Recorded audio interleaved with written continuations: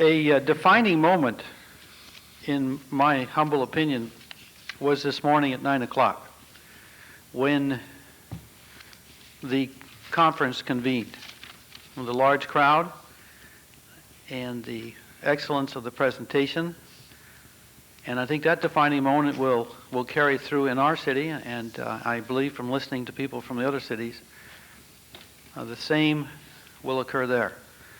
And the importance of this conference, I don't think will ever be able to be fully explained to our publics, but we hope that we can educate and begin the education process starting today and starting at 9 o'clock.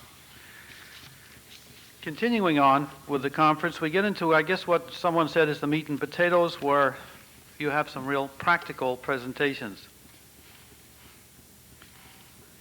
The next section is called Incentives, and it's a very practical session. And we have the two usual players on the field with Judd and Kibbe in the outfield. And the new pitcher coming in is Jeff Cronin. Now, Jeff is a principal planner with the City of Pasadena in the Planning and Permitting Department. He works on designs and historic preservation issues. Prior to his tenure with the City of Pasadena, he worked for the Landmarks Commission in Boston for several years. So a great background. So we'll turn the program at this point over to our three players. And I believe Bruce is first.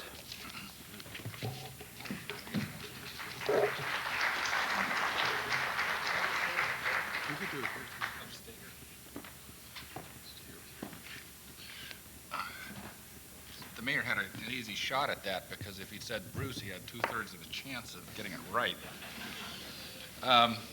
First of all, I did have several discussions at lunch, and there are a few of you that still don't get 106, so I'm going to have to go through it a third time. Actually, I was told that it was hopeless and hire a consultant. The other thing that I've heard from several people is that I put out a number of handouts having to do with CEQA 106 and two different bibliographies, which all are gone. If you would like a copy of one or more of those, contact Kim Cole, and I know she's out here now. She's probably, oh, there she is, right in the front. Give her your business card or write down your name and address, and she'll be happy to make copies and send it out to you. I'm going to talk about incentives in a very brief way. First of all, there's the Tax Act, which is an Economic Recovery Tax Act, which is a 20% investment tax credit for rehabilitating commercial properties. There are a lot of requirements and details, and it also is a subject of many 2- and 3-day seminars around the country. So basically, I'm just going to tell you there is such a thing. There's a lot of information available from the National Trust, from the State Office of Historic Preservation, and from the National Park Service on how to deal with that. But basically, if you have a historic building that is depreciable, in other words, it's not your single-family residence, and is commercial property in some sort, if you do a rehabilitation, you can take 20% directly off the bottom line of your tax return, and that includes hard and soft costs. That's attorney's fees, architect's fees, and so on. There's another offering that is likely to happen in the next year or two, which is the homeowner's tax credit. It's been proposed 3 years in a row and hasn't quite made the required number of votes yet to happen. But the idea is that if you own a historic house that is not depreciable, that you could take a 20% tax credit off of your property. And that has several different forms, but it's likely to pass because each year it gets more and more votes and it's becoming more and more popular.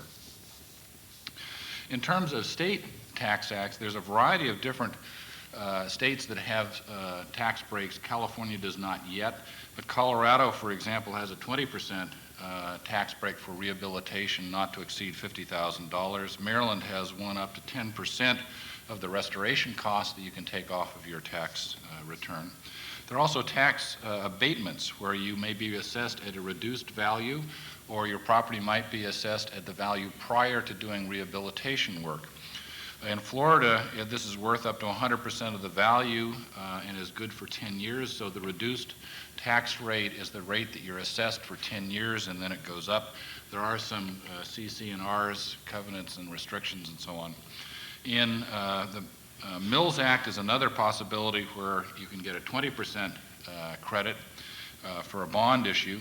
There are also property tax freezings where in Illinois, for example, you may have your tax frozen for 8 years at the pre-rehabilitation value and then steps up over a 4-year period back to the current amount. In Washington, D.C., they have a deferral where 10 years out your property tax is deferred, or if it's sold, and then at the 10-year period it goes up. So you can see just in this one area of property taxes, there's a variety of different ways that one can deal with this as an incentive. Many local communities have also assessed, reduced assessed values at the county level. There also is a change in terms of how you value property. To value property for historic buildings at the current use, not at the highest and best use. This is also done in Maryland. Tax-exempt bond financing, for example, also in Maryland, they have grants or loans to nonprofits, which then take that money and rehabilitate buildings. Similarly, revolving loan programs. In many instances, nonprofits or communities can set up a revolving loan program where they use that to accomplish rehabilitation work. There are also mortgage guarantees, and in some cases, bank pools. We've worked in Whittier where 4 local banks came together, assigned a certain amount of money they would all put in. That was then loaned out for historic properties and for facade improvements. There also is point reduction for loans. In Redlands, California, they have a facade program for historic buildings where the building owner will get a loan on their own. The city will then analyze that over a 30-year period, write down the points so that instead of being a 12% loan, it might be an 8% loan, and give them the cash value difference between the amounts of money that that person would pay out. It's a very clean, easy mechanism, and it's very popular. Tax increment financing is another popular incentive in terms of increasing tax revenues from redevelopment that's used to pay off bonds that have been used for capital improvements. And these can be used for a whole slew of different things, from infrastructure, site improvements, purchase of land, rehabilitation of buildings, and so on. And there are building and code incentives. In California, the State Historical Building Code has been in place for quite some time, and it has been very helpful in trying to allow people to rehabilitate historic buildings. In this case, it gives you alternate ways of coming up with the same level of safety and is very powerful. Zoning regulations can also be used as an incentive in terms of dealing with parking requirements, use, variance requirements, and special use procedures. Some communities have come up with incentives where they are dealing with donated materials. That in San Rafael, California, they have a program where they will provide free paint. You provide the labor for a historic building. They will also, in some cases, do roofing materials or weather stripping. So the material is donated and the labor is provided by the owner. Sales tax forgiveness is another strategy that's been used. In this case, if you're buying construction materials for a historic building, there's no sales tax, or it's reduced locally. Grants and loans are also very popular. In Arkansas, a portion of the real estate transfer tax for properties is financing many of their historic preservation programs. So that's a very quick overview. I'm sure I've missed some, but I'm going to turn it over to Jeff and let him take it from there.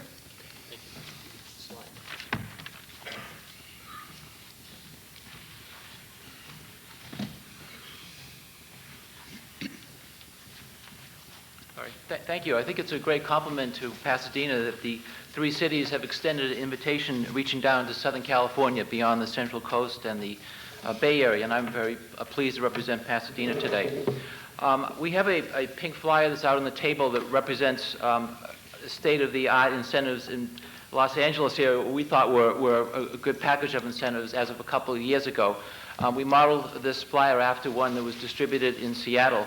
A lot of these have been rolled back or changed since then, and I'll try to get into some of these issues very quickly without repeating what other speakers have already explained. So we can begin with the first slide here, please. I'm sorry, go back. Okay, most frequently asked question we have always, is my house historic? I mean, 9 times out of 10 we get calls from new property owners. And that's especially true in a city like Pasadena, where 1/2 of the buildings were constructed before 1933, and we have over 1,000 properties listed in the National Register of Historic Places and over 3,000 properties in historic districts. So there's a great expectation out there when people buy houses or commercial buildings that they're dealing with historic buildings, and that leads directly to the second question. Most frequently asked question, is there money from the city available to help us out? Now, clearly, most of the times the answer is no. When we take buildings like this, 1880s hotel, and there's a rehabilitation going on now, or this building in the heart of old Pasadena, if anyone is familiar with this, the Coal Fair building, which stood empty for 40 years, and just recently has been rehabbed, but partly buying as the main tenant, live work space and upper floors. This has all been done with private funds, just the rising tide of the economy. We have used the State Historical Building Code as really the only incentive that has benefited these projects. And it's important to remember with the State Historical Building Code that typically the building officials are not trained in it, they're suspicious of it, and they don't offer to use it. It takes a lot of attention from planning staff, from historic preservation organizations to raise the question, to be at the table when plans are reviewed through plan check. Otherwise, a lot of opportunities are missed, and the building inspectors and even lead building officials will not voluntarily encourage developers to use the State Historical Building Code. Another problem we have with money, too, is in Pasadena that if we were to apply incentives broadly, there would be a significant adverse effect on revenues to the city. And that's an issue that is caused a lot of hesitation in Pasadena about pursuing an aggressive incentives program, including the Mills Act. We look at this one building, for example. This is a 1927 YWCA, one of, I believe, 10 that Julia Morgan designed in California and Hawaii. This, too, has been empty for about 20 years. This is a slide taken of it about 15 years ago. It's in really poor condition right now. We had a landmark designation come through to the City Council last year with the incentives that amounted to over $300,000 in fee waivers and a diversion of property tax into a fund to assist restoration of the building. That sent a shockwave through the city manager and the city council, and the council promptly suspended all the fee waivers and financial incentives. Now, we brought these into place when we thought of a Neutra house as what began our interest in some fee waivers. We never thought of these larger institutional buildings. But we're trying to come back now with a new proposal that would satisfy the council. I think that leads to an obvious conclusion from that it's important that any kind of historic preservation commission cultivate very good relationship with the city council and keep reminding them about the benefits of historic preservation.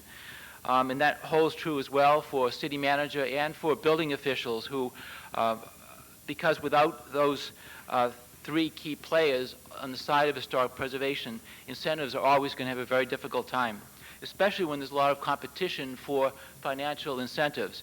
In Pasadena, we have a very large enterprise zone, and that has always been the priority of the City Council for any kind of financial assistance. Another thing to keep in mind is the importance of designations. All too often we stop with having something determined eligible for the register or use a list of significant properties identified through surveys, but don't carry these through to actual listing in the register or actual designation.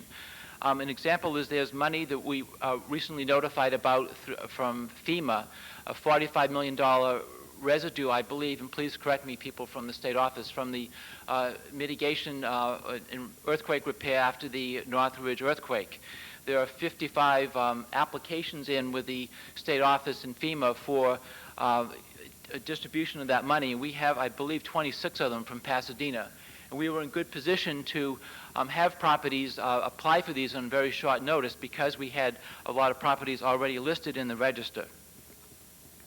So I think there's a lot of advantage to what was mentioned in the one of the presentations this morning about doubling up designations so a building is simultaneously a landmark and listed in the National Register at the same time. And the grants, as I said, often flow from designation. And as Bruce mentioned, the rehabilitation tax credit, that's probably the crown jewel of financial incentives. And we all should keep a close watch on the homeowner's tax credit to see if that will materialize. It's important to note with grants, too, there's some federal money that may become available. Again, none has been available since the late 1970s, but there is a Millennium Grant that's being proposed specifically for historic preservation for the next 2 fiscal years. And a possibility may exist that California may follow some other states and have a historic preservation license plate, and the revenues from that can then be distributed to local jurisdictions. Facade easements are also an important tool that can be used. It's a charitable deduction. I won't explain it because of time constraints, but it is listed in that pink flyer that we have. We have over 50 buildings in Pasadena with facade easements, and Pasadena Heritage is the organization that holds most of those. I think a revolving fund is another good tool that's not used very often. What that needs, though, is a startup pool of money, a capital. And often this is done with a nonprofit organization that buys an abandoned building and has good timing to sell it and adaptively use it and can make a lot of money on the sale. And then that money can be channeled back into other preservation activities. In Pasadena, one of the great successes in the 1980s was the relocation of this Tudor Revival bungalow court. It's also listed in the register. Scott's Court. It's relocated in 1984. And this was moved into a site. The city owns the land, and the city diverted the rental income on the land into a preservation fund. We had at one time up to $70,000 in that fund. Then when the recession struck, the city sold the land to the property owners, so money did not go into the fund anymore. And I think it's accurate to say that the Cultural Heritage Commission, which held the purse strings, was too conservative in spending the money, and then the city council took the money away from the commission. We were able to get a last opportunity to spend about $35,000 of it recently to update the historic and architectural survey of the Central District. But had this money been actively used and we had a lot of success stories to show for it, I think we probably would have held on to it. This is second view of the complex. We have, I think there are 86 bungalow courts in Pasadena. We have about 25 of them listed in the register. We already mentioned the State Historical Building Code. Zoning is clearly the choice where local jurisdictions have the most options. A lot of them were mentioned already from, I think, some very creative ideas in Pacific Grove. We're thinking of adopting what's called a historic variance that would accommodate a lot of things about some non-conforming uses, offices, and multifamily zones, having a 2-family residence in a single-family residence, live-work spaces. But I think that there are a lot for allowing non-conforming parking also is a very important tool in adaptive use of buildings. But this is the arena in which cities can, obviously not looking at giving money to projects, but can really craft the zoning to facilitate adaptive use of buildings. And just want to show you some quick problem things we have in Pasadena that I think are very good candidates. And I think increasingly my thinking is that we should have a list of buildings that are designated and the city council would approve for a special package of incentives. I think that's targeting the use of these two most important, most critically needed resources and not have them open across the board where I think there's a great reluctance to benefit property owners and developers who are well-financed. This is a 1890s water tower and the remnants of a citrus ranch. We just discovered this last week, by the way.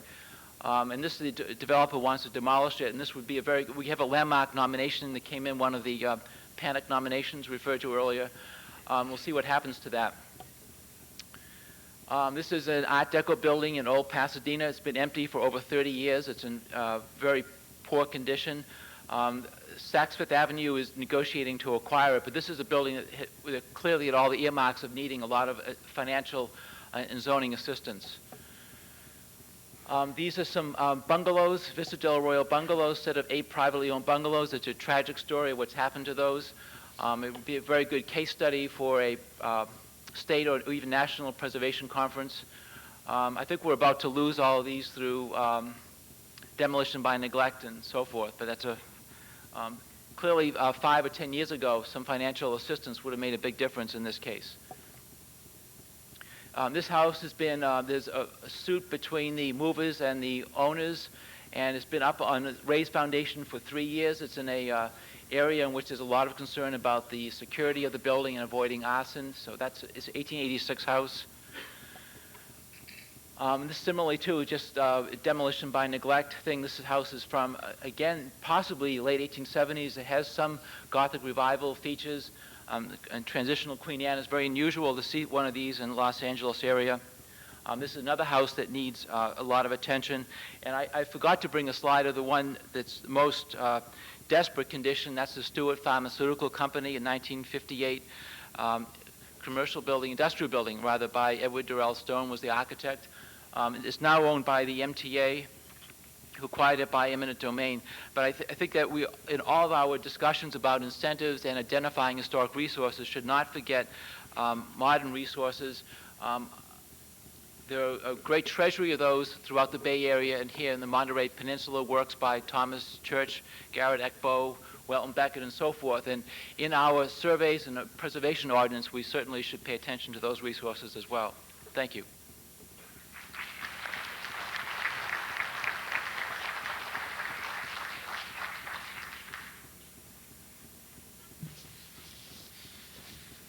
I'd like to go, excuse me, I'd like to go briefly through what the City of Monterey has been doing for the past about 8 years and what we're looking at doing in the future. Our current historic zone or H zone was adopted in 1991, and we had a series of incentives that were placed in that and that we have used in response to that. Those, until last year, were mostly passive, but I'll just go through them briefly. First is we allow additional land uses. We allow apartment uses in the single-family zone. We allow office uses in the apartment zone, and we allow retail uses in the office zone. Also, since we have an interior designation provision in our ordinance, we have broad flexibility in land uses for any building which preserves the interior. So we can offer that incentive to virtually any building which preserves its interior. Also, as mentioned, we use the state historic building code, and our building official is familiar with it and is willing to use it. That can actually save quite a bit of money in the rehabilitation of a building.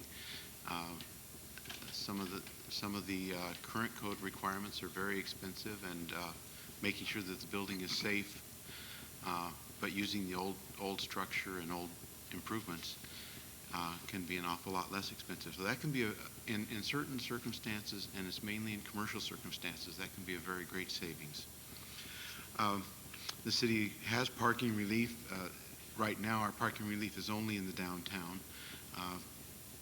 Historically zoned buildings don't have to pay the parking fee. The downtown, of course, the way it's defined is that anything over 1980 is an old building. It doesn't have to pay that fee. But H-zone buildings are also included in that.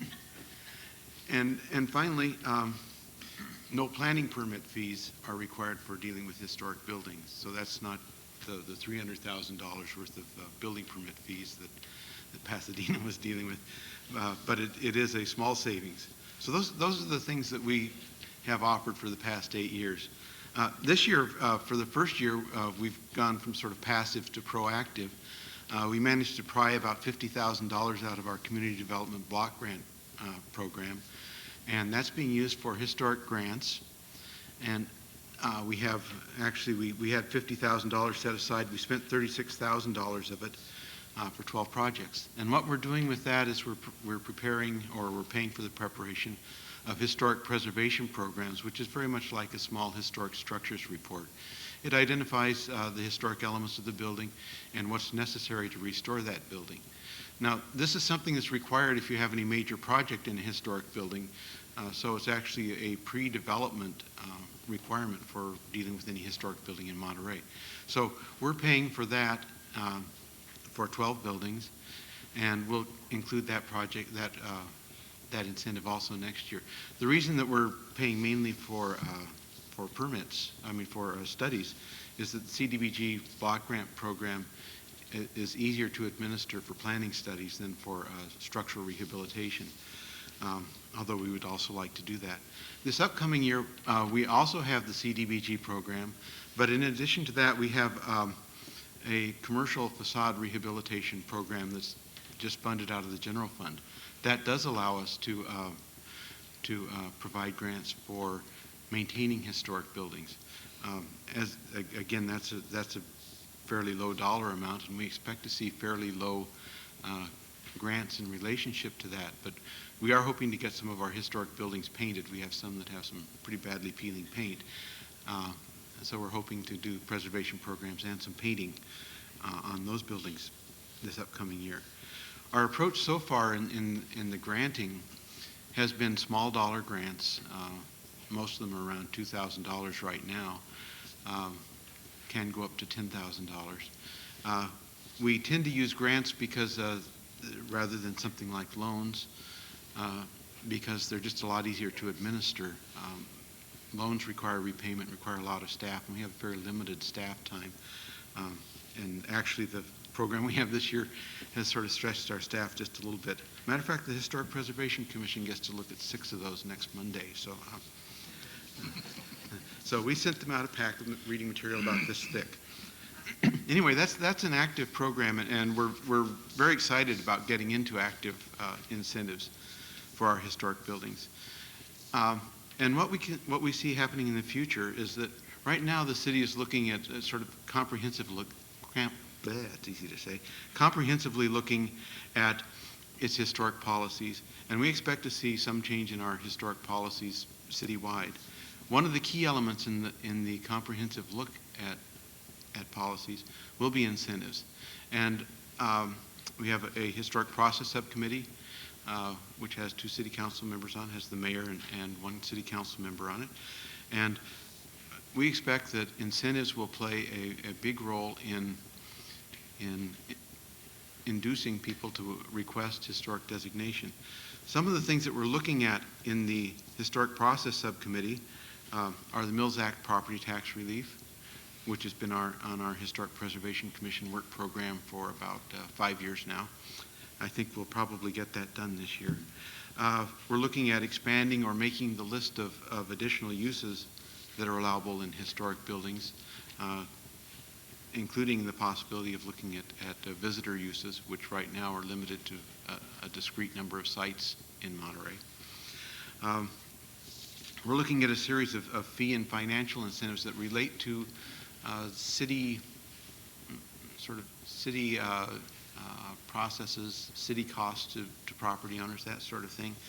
I think that the main things that we'd be looking at in that case are parking fees, since many of our commercial districts are in parking districts as well. We may look at water allocation. Water is very rare in the Monterey Peninsula, and the ability to get a water allocation may be a very strong incentive for designation. And we may look at other costs that relate to properties. The city, for example, owns some properties which have historic buildings on them, or some portions of properties that have historic buildings on them. We may look at some of the leaseholds on those. We'll also be looking at possibilities of things like tax-exempt revenue bonds, a revolving loan fund, assisting properties in making the applications for federal income tax rebates. That is it does require a fairly extensive application.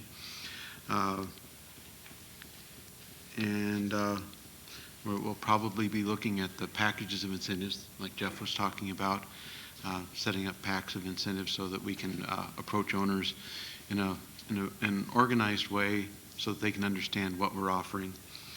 And then finally, we're going to bring ideas from this workshop to our potential incentives. So that's what we're looking at. We have a series now that have been largely passive.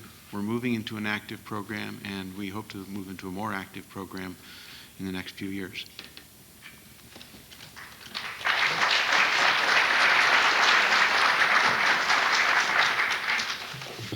Just terrific. Thank you very much for leading us through the incentives portion of the program.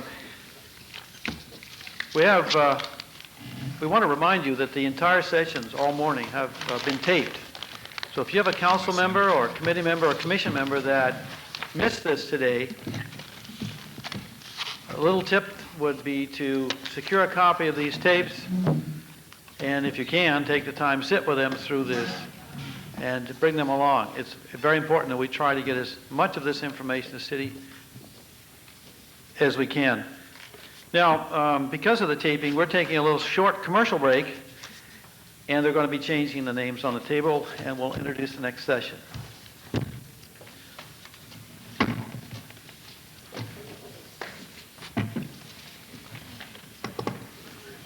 I am lonely up here.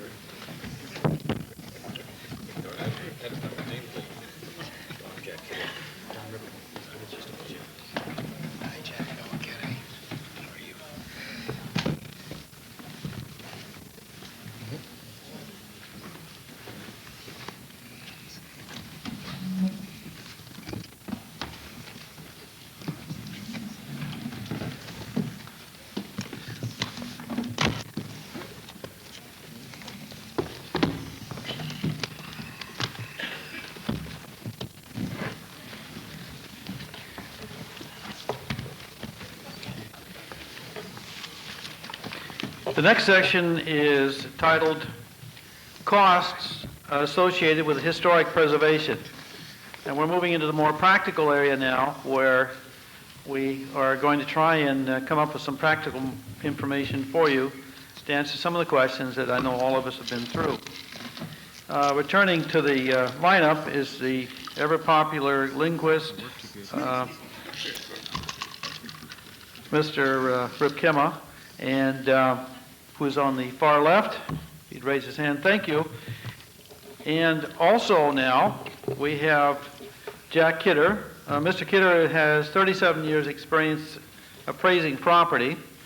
He is an owner-partner of Berliner and Kidder, an independent appraisal firm with offices in Palo Alto from 1968 and Monterey from 1993.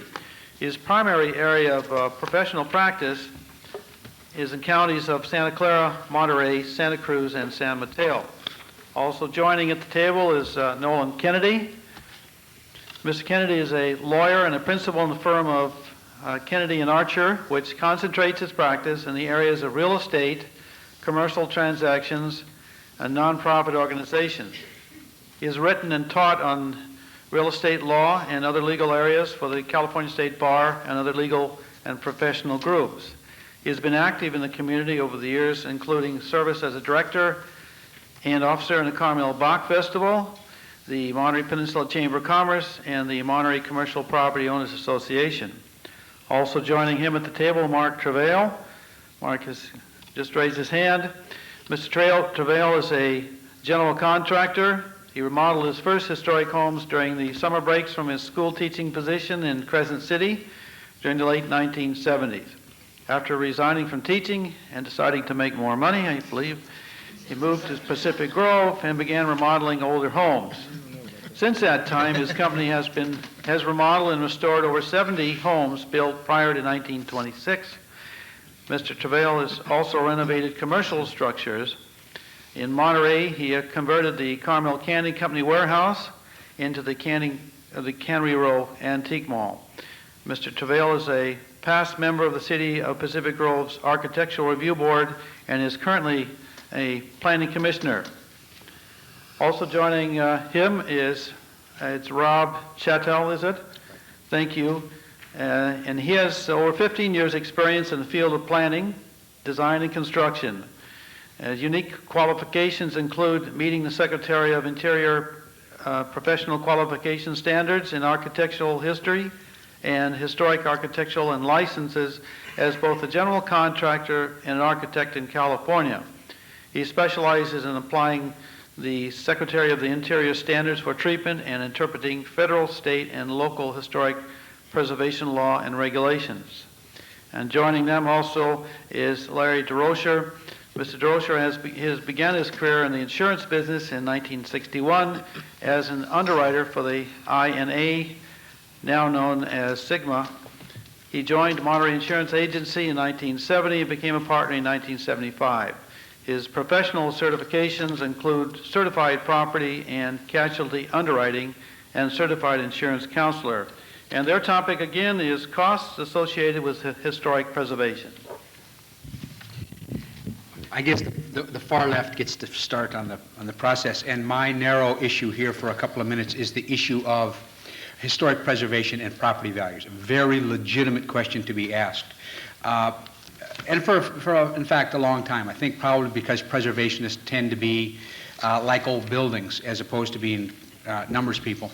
In fact, there wasn't very many systematic looks at that question. But over the last 5 or 6 years, in fact, there's been a number that I'll just kind of give you an example of. The Government Finance Research Center looking at historic districts and property values in Fredericksburg, Virginia, and Galveston, Texas.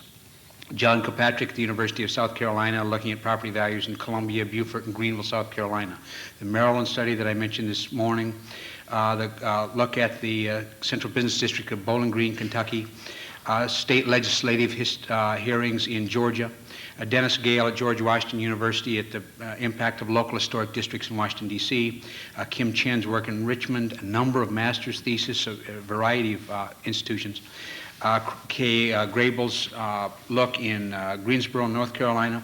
David Listigan, who runs the Center for Urban Research at Rutgers, just finished a major study on the impact of preservation in New Jersey, including impact of local districts on property values. A legislative-directed survey of county assessors in Virginia. And then there's been state economic impact studies, more broadly, that included nearly always the issue of local historic districts and property values in North Carolina, Kentucky, Virginia, West Virginia. Currently, similar studies underway in Oregon, Pennsylvania, Texas, Colorado, Maryland, New York, and the city of Philadelphia.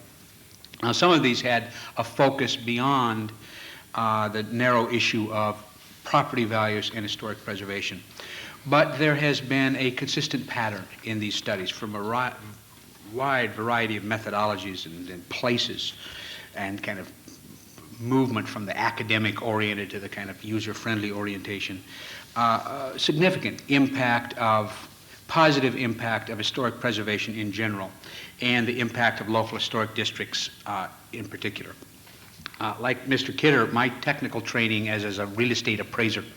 And so I always think it's important to say, well, how in fact were these looked at? And they were looked at a variety of ways. And now I'm focusing on this issue of local historic districts and property values. They were looked at in the absolute as change in values over time. They were looked at change of property values within an historic district versus the change in the overall market. They were looked at in change in property values within the historic district in comparison to similar neighborhoods not as historic districts. They were looked at as change before historic designation and after designation. In these looks, and now there's been 30 or 40 of them, the worst case was that properties within the designated district moved at a rate of value change over time comparable to the market as a whole. The worst case. In the best cases, and that was in several instances, in fact, the rate of property value change rapidly exceeded the market as a whole. So there's kind of what the stuff is out there. Now, let me tell you the number of studies that have looked systematically at the impact of local historic designation on property values that showed it caused a diminution in property values. And the total number of those studies, at least that I've worked, and this is kind of, I think if they'd been done, I'd have encountered them, zero. I'm more than happy to ponder the possibility that somebody could say, well, here is a case that there was. I don't mean it's impossible. All I'm saying it's been systematically looked at in lots of places, lots of ways, and saying yesterday was no historic district, today there was one, and as a result the property values went down. There ain't one. I think what's important here, particularly based on the discussion this morning, however, is to understand the difference between a National Register district and a local district.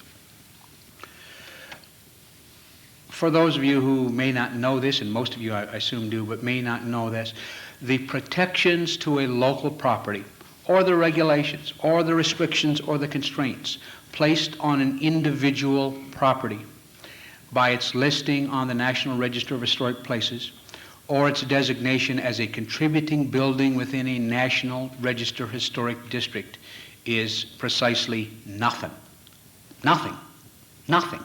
The single exception being, and now we're going to have to get Bruce Judd up again to explain about the 106 review process, but the single exception is if there is federal funds being expended that might affect that property, that could trigger some kind of action. But in terms of saying, can I paint it purple, can I tear it down, can I add 42 stories, there is nothing, zero, zip, zilch, nothing in the listing of National Register Historic District that does anything to that.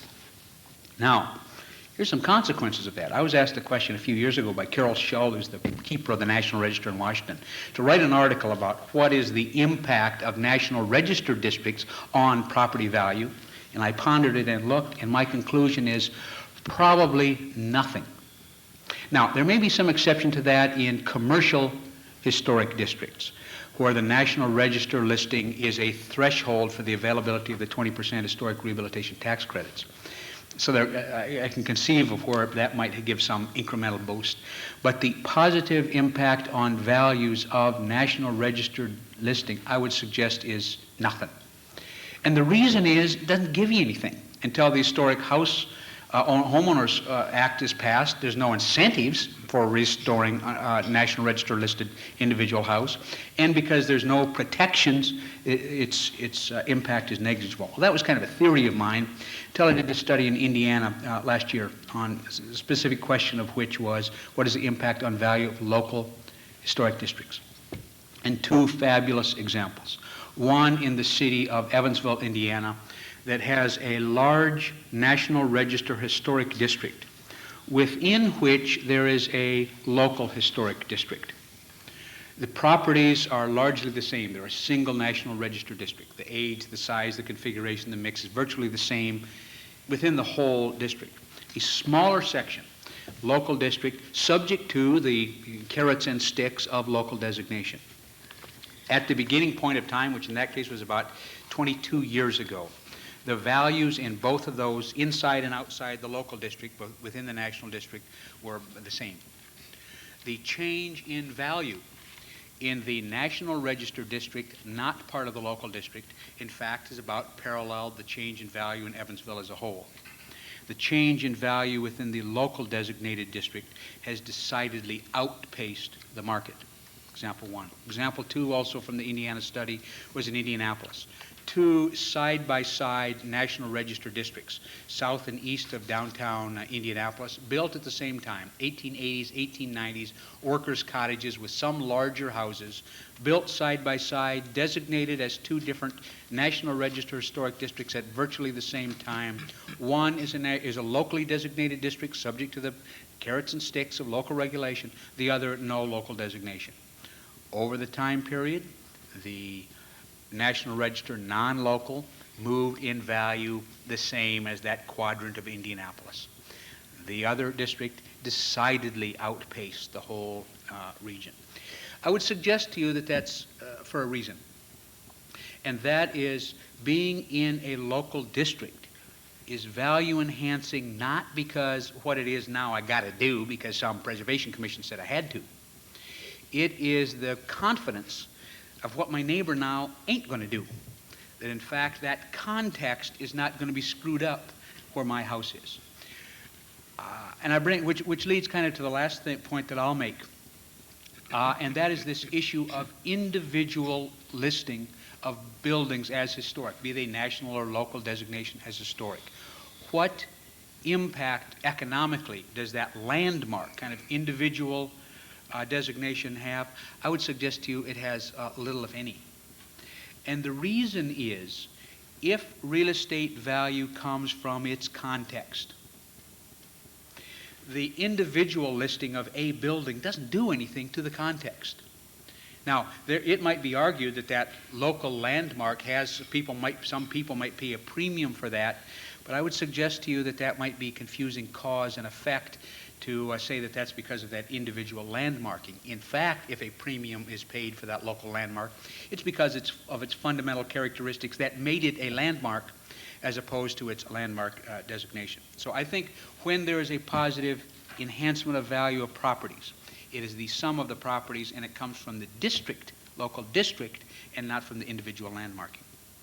Last thing is, how do you know when it's taken effect and when it's enhancing values? Well, that's easy. When the real estate ads start saying house located in the Jones Historic District. If you don't mind, I'm going to use the podium.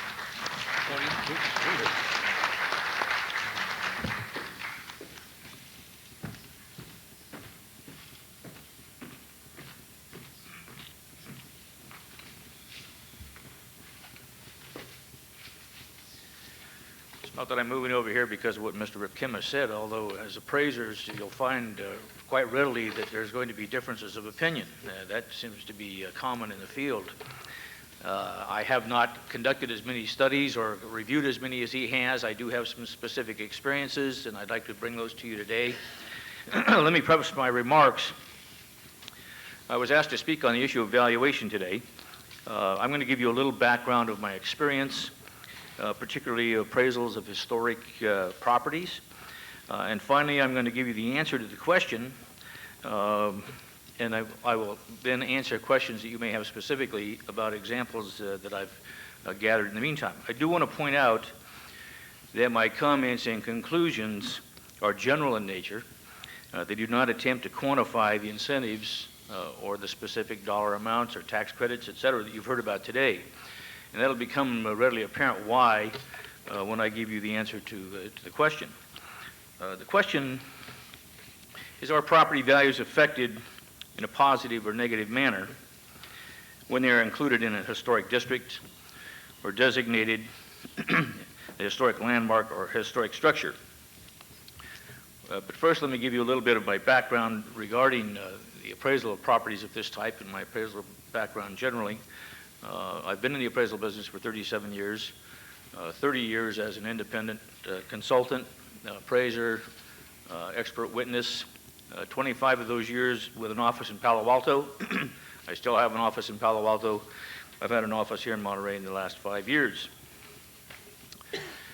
I've appraised a number of historic properties during that time, and properties in historic districts.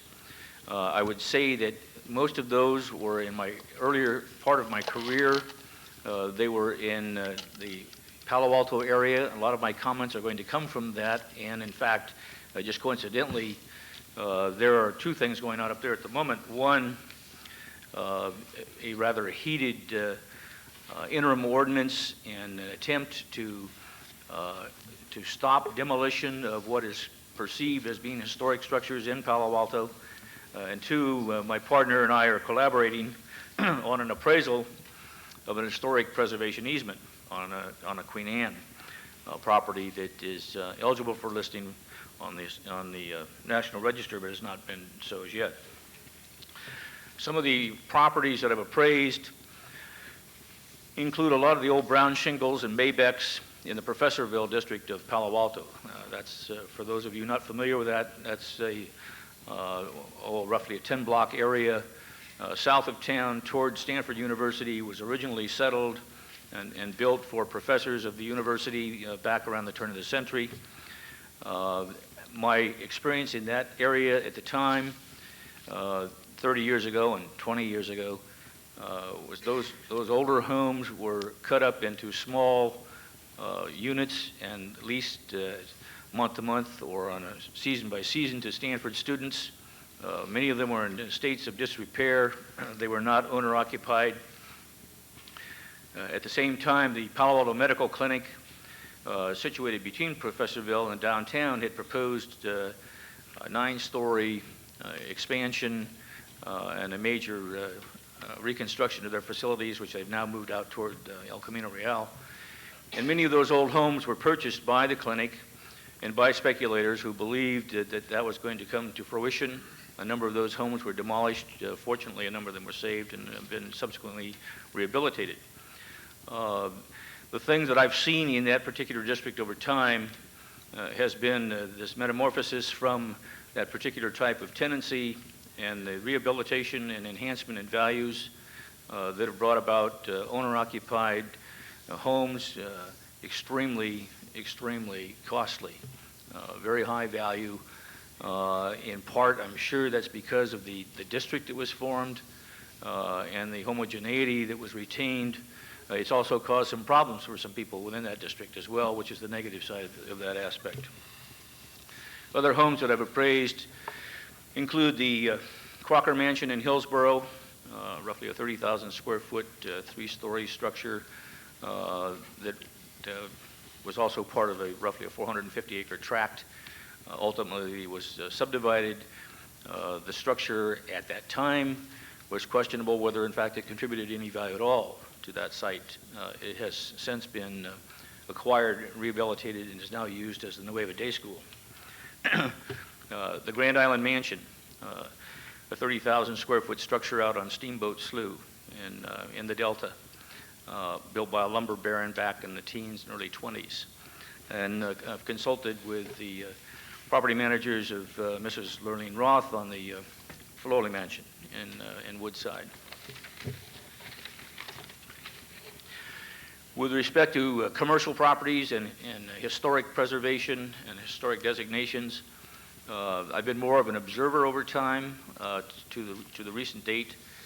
Those properties that come to mind where I've had sort of peripheral activity involved include the Stanford Theater and the Varsity Theater in Palo Alto, and the Downing House, a 1906 Queen Anne Victorian that was torn down, if you will, sort of torn down and put back stick by stick and remodeled into an office building.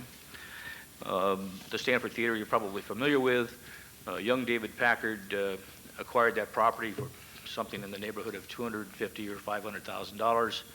I believe there was a $2 million budget proposed for the renovation of that. The first renovation was $6 or $7 million. I believe there's been a significant cost, again, updating that. That is not what I would call an economic rehabilitation project. That's philanthropic in nature. There's no question about it.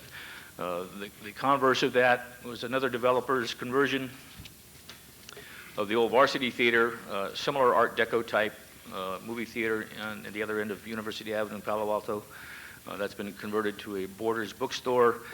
There were incentives to save that structure from the historic standpoint and seismic upgrade. The developer was given 25% increased floor area ratio for complying with the historic preservation and seismic upgrade. Currently, I mentioned that we're involved in the appraisal of a Queen Anne Victorian in the old part of downtown or south of downtown. Interestingly, the name Julia Morgan came up, I guess, by someone talking about Pasadena. It was the demolition in the current red-hot residential market in Palo Alto, demolition of a Julia Morgan home that was part of the impetus of the new interim ordinance and study on preservation of historic homes.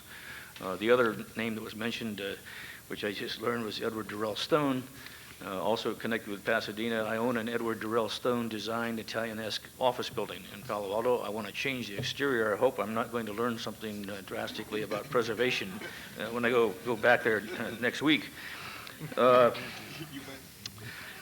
In addition, I have interviewed a number of my colleagues in the Appraisal Institute, notably Judith Reynolds, an MAI from Washington, D.C., of late of the western prairies of Kansas. Judith has been known for her writings on historic preservation, preservation and evaluation process, publications by the Appraisal Institute out of Chicago. I've obtained a copy of her book and reviewed the pertinent parts of that relating to today and spoke to Judith directly. She's now trying to make people in Kansas aware that you can save structures. She's got a labor of love going in the renovation of a Queen Anne. She says everybody else in town was destroying old buildings and tearing them down. Now suddenly they've decided that maybe 9.5-foot ceilings in old buildings are pretty good. I conferred with Arlen Mills, another MAI of Sonoma. Arlen is an instructor and author on residential property evaluations. and has taught the Appraisal Institute's Appraising High Values in Historic Homes. I obtained a copy of his outline and reviewed that. All of those materials that I have reviewed are relatively consistent, as well as those comments of my colleagues who have inquired about the issue of valuation of historic properties and just exactly what that means.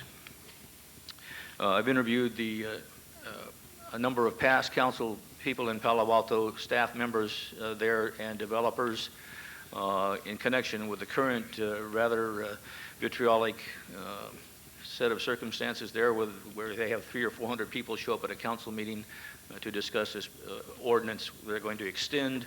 They believe, these are the homeowners, believe that the city will be extending their historic overlay to maybe everything built prior to 1940. The date keeps changing from pre-48 to pre-40, but whatever. There are some 600 buildings presently on the city's local listing of historic structures with 4 different categories, 600 total, 600 buildings total, not all residential. There's probably another several thousand that might fall in that pre-48 category that's got people just a little upset. The same demolition concerns are the impetus of that up there, as they were in the 1980s, which promulgated other changes. The bottom line is the result of my experience, coupled with my recent appraisal investigations. I'm sorry, I skipped one. With respect to commercial properties, I have two tenants. I have 2 clients, one past, one present, who have properties in the Cannery Row area. One of them specifically asked me to review the proposed H-District overlay with respect to commercial properties, and I have given him preliminary views on that matter. As a result of my experience, coupled with my recent appraisal investigations into the question at hand, which is, are properties affected positively or negatively as a result of historic designations or historic district overlays, the answer is very definitely probably. I'm glad you caught that. It's a matter of degree. It's a matter of circumstance. It's a matter of individual properties. It's a matter of how those designations or districts affect any particular property. There's not a single answer. I have some examples that I put together, and we'll be happy to discuss them with you later. Thank you.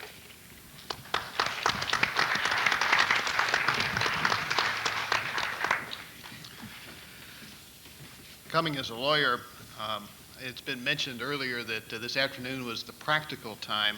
There is one school of thought that any relationship between being practical and being a lawyer is an absolute coincidence. But apart from that, we'll take a couple of minutes to look at what some of the principal issues or concerns may be in the cost factors of the legal process. Apart from anything having to do with Section 106, the cost of that is you have to hire Mr. Judd. But setting that aside, the cost impact of the legal process is really a dual cost. It's first the cost of going through the process, and second, it's the cost of dealing with the results of the process. And wherever you are in the stakeholders who are part of the group of people who are interested in historic preservation, there is a cost. If you are interested in preservation, if you believe strongly in preservation, there is a cost in the legal process of participating in the process. There is a cost to the extent that it's necessary, you feel, to file suit, to validate your position. If you're a government, the legal process carries a cost factor with it, both in going through the process and dealing with the results. And certainly if you're a landowner, the costs are obvious. So in looking at the cost, everybody has to look at them in the same way in terms of the cost of the legal process. In analyzing that, I think it's important to go back to core values. There are 2 core values in the legal system that are directly relevant to the cost of the process. One of them is it is a principal core value of the legal system, that the legal system be as predictable as possible. Legal certainty is the ultimate objective of the legal process, that everyone can know at any time what is the result of the legal process. Running a red light, there's a legal certainty. You know you've broken the law. Zoning is a little more amorphous, I'm afraid. The second core value of the legal process is fundamental fairness. We call that in the American system due process, that the system works fairly in application. And these core values are of great significance in evaluating the legal effect of this historic process we've been talking about today. And you can look at it, in California at least, in two principal legal structures. The first legal structure would be the legal effect of specific historic preservation legislation on a local level primarily, and that is generally going to be determinable by reference to the statute. And to the extent the statute is a well-crafted statute, to the extent it is written clearly, to the extent it has been put together in a way that makes it work, there is, hopefully, generally should be predictability. Unlikely there's going to be certainty in this area, but generally there's going to be some pretty strong elements of predictability to it. Fundamental fairness in local historic preservation legislation is generally going to be found first in the process by which the statute is adopted. That all stakeholders had an equal and fair opportunity to be heard in the process, that it was analytically worked through in an appropriate way. And secondly, fundamental fairness, due process is going to be found in the way the statute is applied. If the statute is applied in a way that works, that is perceived as fair by everyone who is going through the process, fundamental fairness works. So if you have landowners who are made, as was mentioned this morning, to take an extra couple of weeks to go through a historic preservation process, but everyone feels that they are getting a fair hearing and the rules are being applied even-handedly, then fundamental fairness is working. Apart from the specific legislation for historic preservation or historic purposes, however, the principal legal issue in historic land use in California almost certainly is the application of the California Environmental Quality Act, what we know by the acronym of CEQA. And Mr. Judd explained the terms and process of that act this morning. If you did not get a copy of the handout he was referring to, you should if you have any interest in this area at all, because it is an excellent summary of how the act process works. The question from a legal process standpoint in terms of cost, however, is twofold. First, the first issue and dilemma is what triggers the application of CEQA in the historic area of consideration. Under CEQA, there are two designations in which it is mandatory to have an environmental impact report. If you're listed in the California Register, which I understand means if you're listed in the National Historic Register, you're automatically in the California Register, and then there are other ways to get in there as well. Or if you are determined to be eligible for listing in the California Register. That makes them mandatory. To be determined to be eligible means that there was an application to be listed in the California Register, but the property owner objected. So the property owner's objection makes you be determined to be eligible, and then everything falls into place as though you were listed. The other ways under CEQA of triggering CEQA is if you're listed in a local register of historic resources, or if you are deemed if the property is deemed significant pursuant to a historical survey that meets certain criteria, or if the lead governmental agency determines that the property is historically significant. And the problem here, in terms of our core values, is probably pretty well exemplified by a leading case. It deals with the Montgomery Ward property in Oakland. It's called League for Preservation versus the City of Oakland. Here there was a piece of property, the Montgomery Ward building in the City of Oakland, was identified in a survey that was an ongoing survey process done by the City of Oakland Planning Department.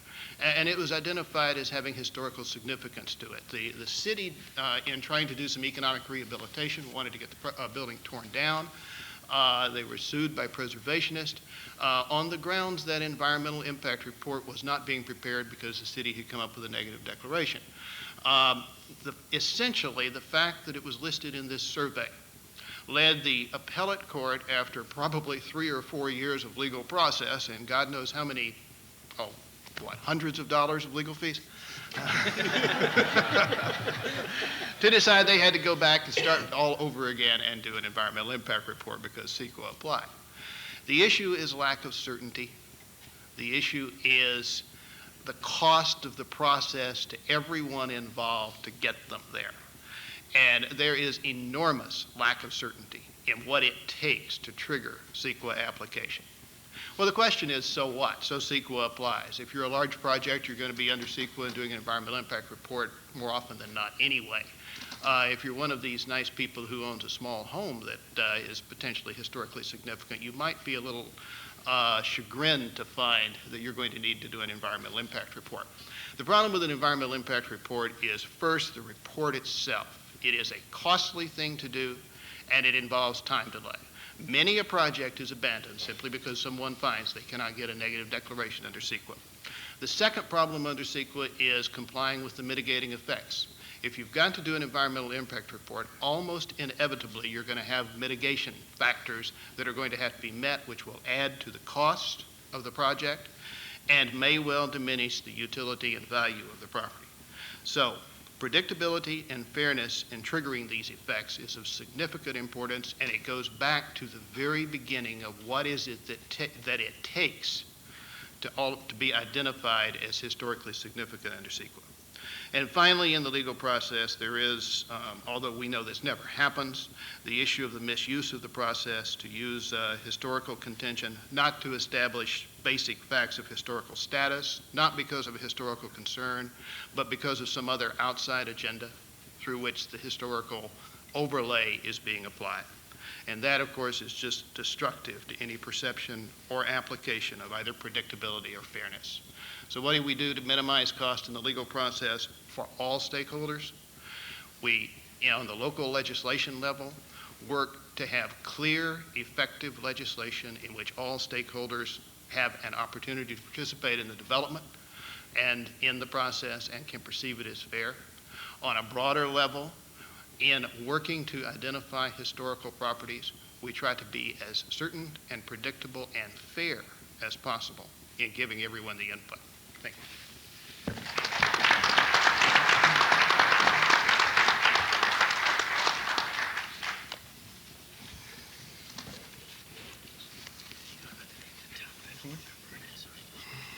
Standing up looked a lot more comfortable.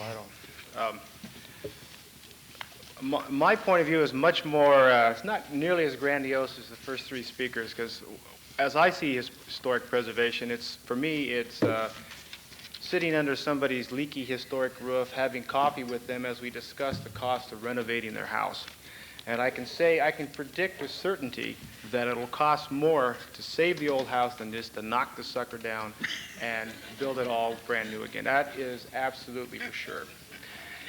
But what you end up with typically is an 1 5/8" beveled casing and sheetrock and stucco on the outside, and you probably could stay just as warm for less money, but you couldn't have as nice a house. And so for 18 years, I've lived my life taking houses and convincing people to spend just a little bit more and have a nicer product. The most common thing that happens for me is, since most of my projects are done in Pacific Grove and we're changing windows and adding a little bump out on the back or things like that, is that people will pull out this old door from underneath the house, and it's been sitting there for 75 years, and they say, "Can we use this?" And I know what they really mean is "Can I save money using this?" And I always want to tell them that we can use it, but it will cost us more. It'll cost us maybe a little bit more. It might even cost us a lot more, but it will always cost us more. So if we're looking at it, does it make dollars and cents, and only thing that matters is whether the person spends less, it doesn't make any sense to save most places. But like I say, I've been doing it for 18 years, trying to save as many as I can, or add on additions that when people walk by 3 years later, we successfully fooled them into thinking that addition has been there since 1880. I've also had experiences where it's been very cost effective to work with a historic structure, and my most successful one was the Cannery Row Antique Mall, which was built in 1927 as just a mere warehouse for the Carmel Canning Company. And when I was brought to the project in 1995, the partnership that owned it were very concerned that in order to meet fire codes and in order to meet state earthquake codes, they were going to have to spend quite a bit of money taking off the old siding and putting sheetrock on there and putting the old siding back on, which just seemed like a complete nightmare to me. So I said, why don't we go over and talk to the city of Monterey and see if we can get a historic status for this building, and we did that, and that just in and of itself probably saved us $20,000. Ultimately, we took a 22,000 square foot building and completely remodeled it and added a handicapped accessible elevator and changed the outside doors a little bit, but essentially kept the outside look, and we kept the inside look of 10 by 10 beams with 2 by 13, 1 foot on center studs. It was really quite an impressive project to try to deal with. And in the end, we remodeled the whole thing for just under $700,000. Just a few months ago, I was asked for insurance purposes to figure out what it would cost to replace it. My estimation, it would cost over $1.5 million to replace it. So in that sense, it made a lot of sense to renovate that building, and I think that it was very successful. Back in 1990, I worked on one of the older homes in Pacific Grove. I think it was built in 1883. It was just a little 700 square foot building that was virtually unchanged since 1883. It even had the tent that, if you're familiar with Pacific Grove, it had the tent still up in the attic. It was quite an impressive project, and when I met the people, they wanted to knock it down because they wanted to build something big enough for the family to move into because of some changes that had happened in their lives. And there, working with the city, we were able to take the entire structure without touching a nail on it, and it had the nails made by the blacksmith and the whole 9 yards, and we were able to lift the building up and stick another 700 square feet of living space underneath it. And so for about $90,000, we took what was a 1-bedroom, 1-bath, shotgun-style house and made it into a 3-bedroom, 2-bath house. So it was very cost-effective. So I like to bring those up as there are times in which, if we're just looking at dollars and cents, it makes a lot of sense, but it can happen. And one thing I always like to say, I don't know if it's pertinent here, but I've been doing this for 18 years, and I've never built a new house in my whole life. And my goal is to, when I retire, to still be able to say that.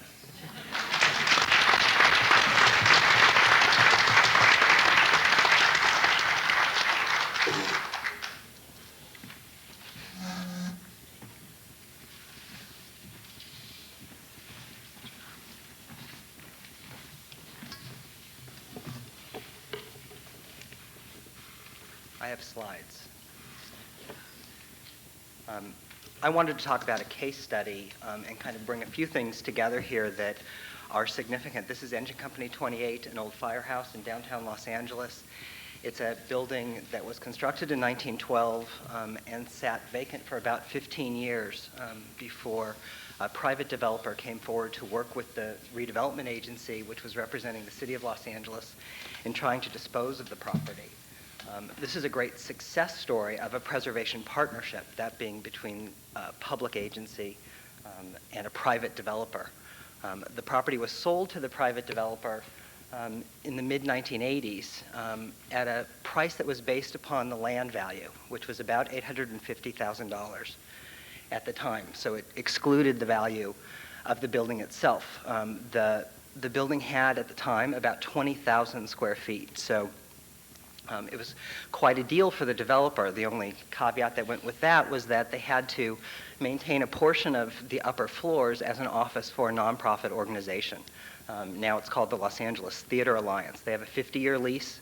The developer had to give them all of their tenant improvements as well as that space for 50 years. So a substantial potential diminution in the value of the property.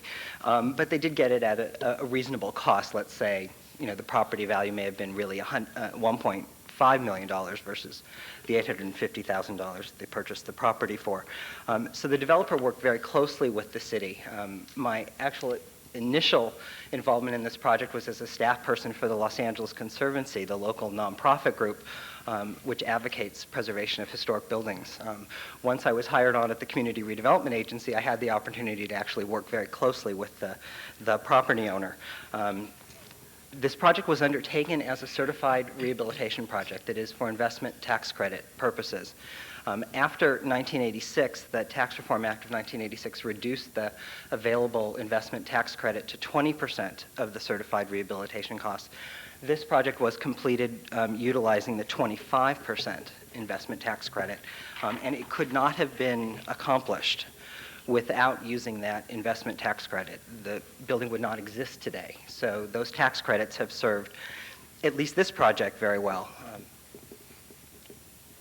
There are a couple parts to this. This is the rear of the building, which faces actually a street. Looks like an alley, but it's a street in downtown Los Angeles. The developer demolished some ancillary buildings at the rear and constructed at the rear and a rooftop addition. Take a step back. This looks like a 3-story building. Today it's actually a 4-story building. There was a rooftop addition made behind the very tall parapet wall. So they added 15,000 square feet of new development on this very small site in downtown Los Angeles. Within the provisions of the redevelopment plan, there's a very strict control on floor area ratio and a great need for transfer of floor area ratio, transfer of density of air rights. You've probably heard of this, an incentive that's not been discussed much here today. But the Central Business District redevelopment plan provided for 25% bonus on floor area ratio. So in addition to transferring the, let's say, 20,000 square feet or so that was excess density, an additional 5,000 square feet was also transferred from the site. In this particular case, it wasn't part of the financing package. The redevelopment agency retained those rights and transferred the density to other projects. But in downtown Los Angeles, a number of rehabilitation projects were undertaken by using that 25% bonus, rehabilitation, and transferring the density from the site. So it actually was an infusion of cash into the pro forma. The total project costs were approximately $4.5 million, including the land. So the hard costs for the hard and soft costs for the core and shell, excluding tenant improvements, were $3.6 million, or approximately $103 per square foot.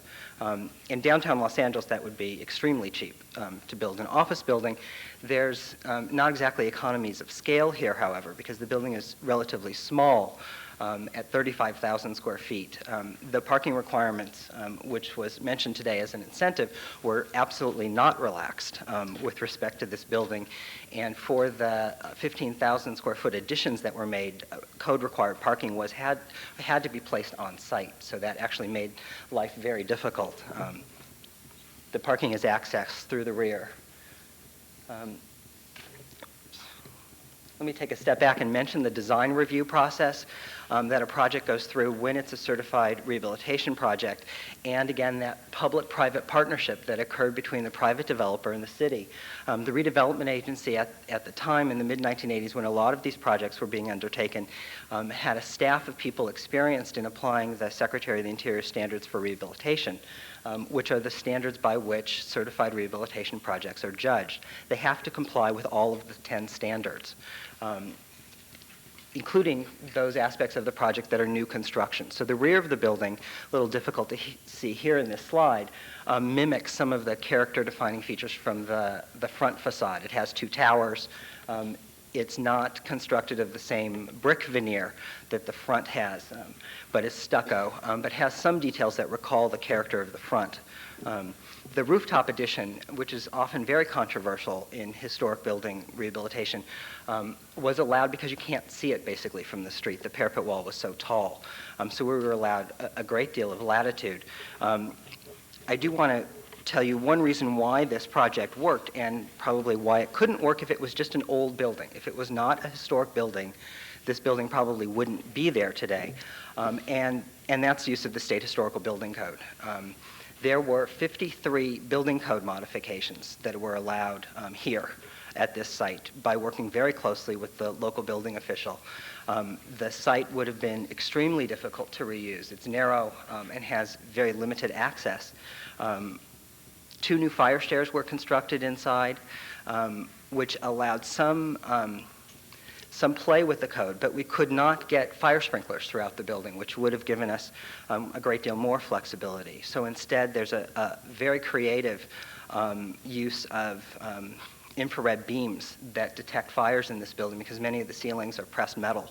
and we didn't want to attempt to install new conduit in those areas. I do want to point out that there is flexibility within application of the Secretary of the Interior standards, and in this case, these are doors, the original fire doors from the rear of the building.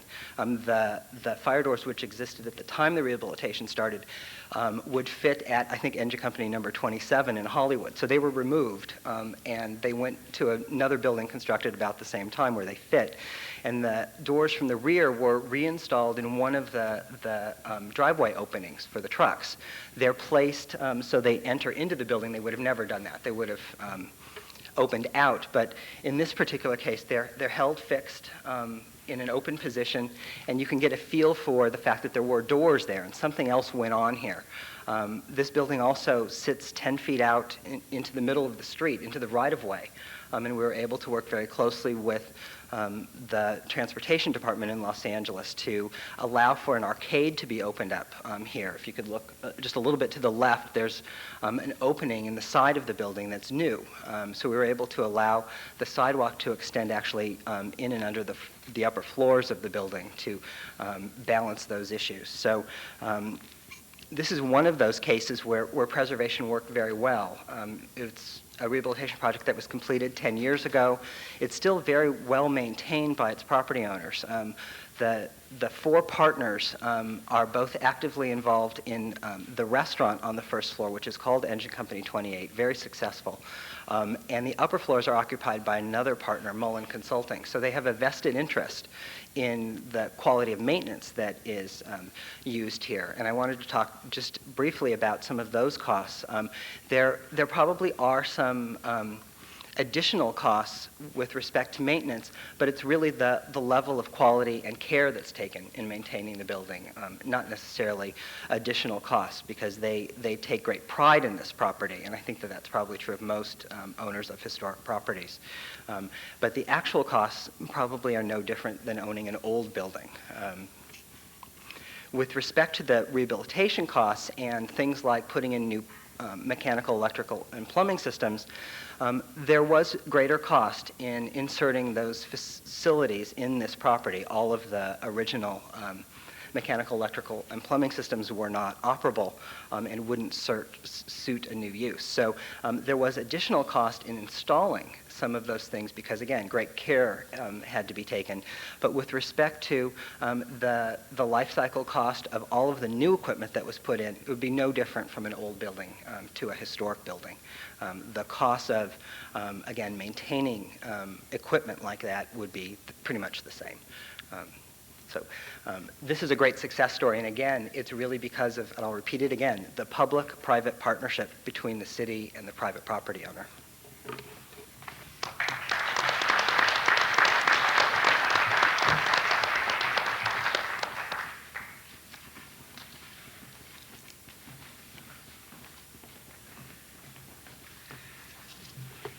I'll talk to you briefly about insurance matters and in generalities. But I was just wondering, I don't know about you, but I've been wondering ever since this morning when you were talking about all these applications in Little Rock, if that's created a new connotation for the meaning of the word the president slept here. But,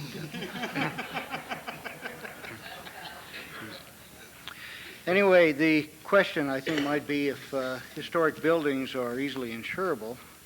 And I think we make some assumptions that if they're generally in good condition or if the utilities are up to date and if they're occupied, there isn't really a problem in insuring them. The one question that comes up, and Jack, of course, has touched this briefly in the appraisal area, is the valuation, however, that is involved here with buildings, whether dwellings or commercial buildings. And of course, the valuation is going to affect the amount of insurance that's carried. And of course, the amount of insurance will affect the premium because there's a rate based on per hundred of value. The three methods actually. One is the actual cash value basis, which is new less depreciation. And this particular method isn't used very often unless we have a building that's in disrepair, or it has limited economic value, or if it's vacant. vacancy always creates actual cash value. If you have any other form of coverage, if the building is vacant, and the policies always have a vacancy clause, that if the building is vacant over 30 days, it will revert to actual cash value. Most of the companies who write this this particular coverage, and the ones you might have to go to for this, so it would be the Fair Plan or what they refer to as uprate companies, companies who charge a higher premium. The second valuation method, and the one that's most used, is replacement cost. This is pretty much the standard. It's on a homeowner's policy. Commercial buildings are almost always written with replacement cost. And what this means is building is insured, it's new for old. It's appraised on or valued on the basis of what it would currently cost to replace it. The third, and the one that is specific, I think, to this area, is a valuation called restoration cost. And this would affect those buildings, I think, that are historically significant. And matter of fact, I have a copy of of a form that's used here, National Trust. This is an endorsement that the insurance carrier for them is Chubb. And the last four, the last part of the endorsement contains the entire thing. It says the full cost to repair or replace damaged property shall also include the cost of repairing or restoring the feature or element, including the cost of authentic materials and the necessary skilled labor to restore the feature to its original condition. And there's no deduction for depreciation, of course. So this is what this, of course, could mean is that you take a structure that might be valued at $100 a square foot normally, with these special features and things that it contains, such as clear heart redwood beams and Monterey pine floors or adobe brick, Italian marble, handcrafted frescoes and things of this nature, you could all of a sudden increase that cost to replace that building maybe to $300 a square foot. That, of course, then increases the limit of insurance you carry, increases the premium. As I mentioned, older residential properties really haven't been a problem as long as they are on circuit breakers and the plumbing is current or roof's good condition, modern heating systems. And take Pacific Grove, for example, which has a lot of these.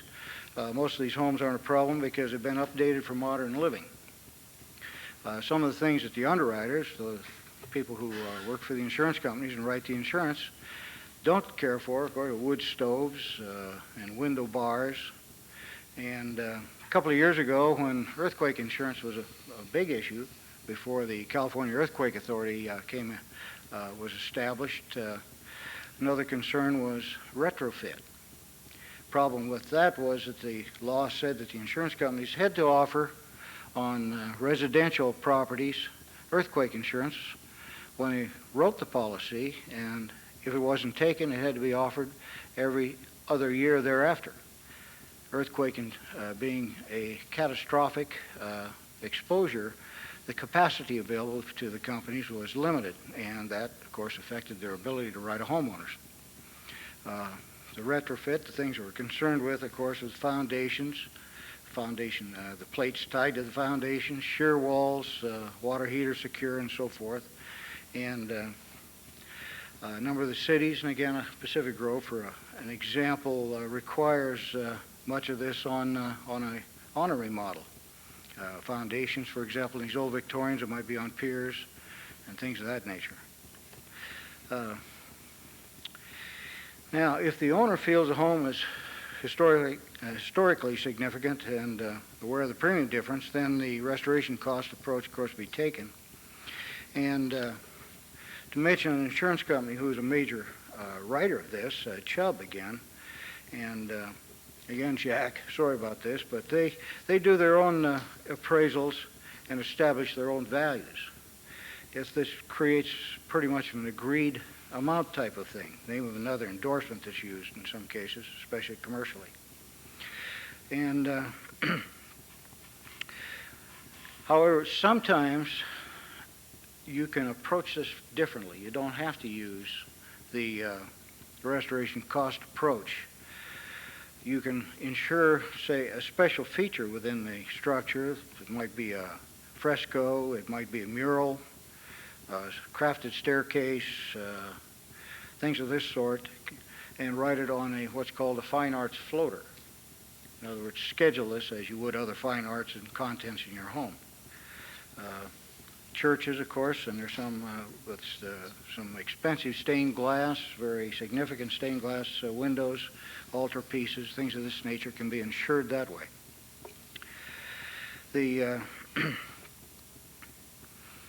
One of the things I think that has been mentioned most of the day is that if the house does burn, say, and burns down, the Architectural Review Board primary concern is with aesthetics. And the home, of course, would be to be lived in, so modern conveniences are going to be okay, and it's the exterior that must be compatible. With commercial buildings, we have some other things that come into play. One of the things that's been touched on is the Americans with Disabilities Act. This is going to affect those people who have older buildings, and to affect it, if there's damage to that building, they're going to have to, when they bring the building back to its original state, meet certain of these requirements under that particular act, such as handicap ramps, elevators, and modified bathrooms. The city of Monterey, and Bruce mentioned this to me, a couple of their problems right now in meeting this, a couple of their Colton Hall and Doc's Lab. Aesthetically, they don't want to modify it to meet these needs. Now, they're putting in ramps and things of this sort, and it's not feasible. But situations have been worked out so that they can find other ways to satisfy the needs and desires of the handicapped on those particular buildings.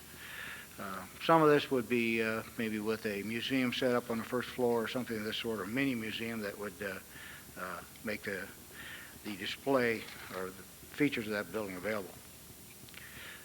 A couple of endorsements I might mention that would come into play here would be the building ordinance endorsement. Say this is not a building that you want or is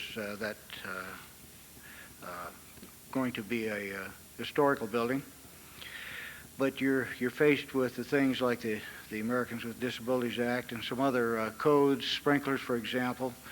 You can add an endorsement called a building and ordinance endorsement and set a value for those extra costs that you may have to incur when that building is brought back that would take care of that area. Another form that's used occasionally is called agreed amount, where it's determined ahead of time that and agreed between the client, the insured, and the insurance company of a value. Now, I think the restoration cost endorsement is a form of that, and actually a broader form of the coverage. In our area, we, of course, have some buildings that will probably reaching or be involved with this, and again, there are insurance carriers available to take care of those issues. Chubb, again, is a leader in that area. Not a promotion for them, it's just that they happen to be the company that's taking the lead.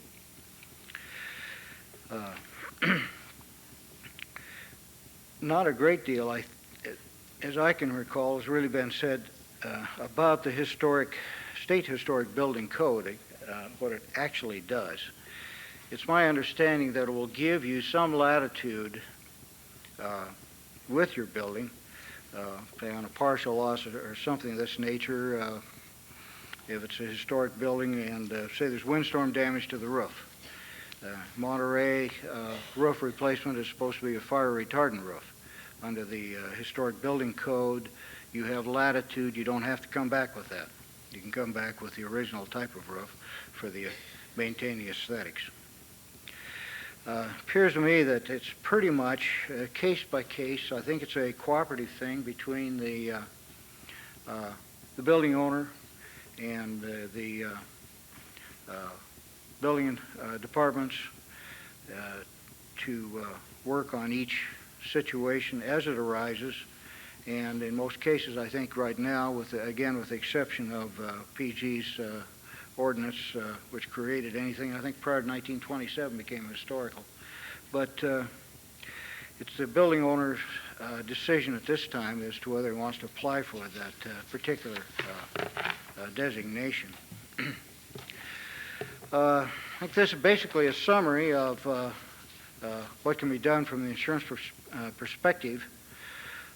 Basically, I think in general, it's just that historical buildings aren't a problem if certain basic underwriting criteria are met. This would be condition, utility upgrades, and if it's occupied.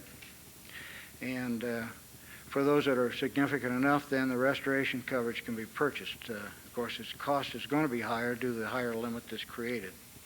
But that, I think, summarizes. And Ken, turn it back to you.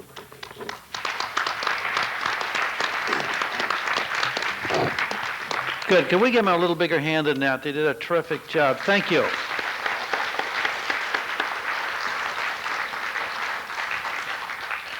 It was announced this morning, if you have any written questions, turn your cards in. There's been a box on the table out in front. However, if you have thought of some this afternoon and written them, if you'd bring them down to this table in front, we'll be happy to move them into the next session. We're going to take a exactly 10-minute break. Exactly. You'll hear our whistle, and Dan and I will head you back in here, and then we're going to go to a free-for-all.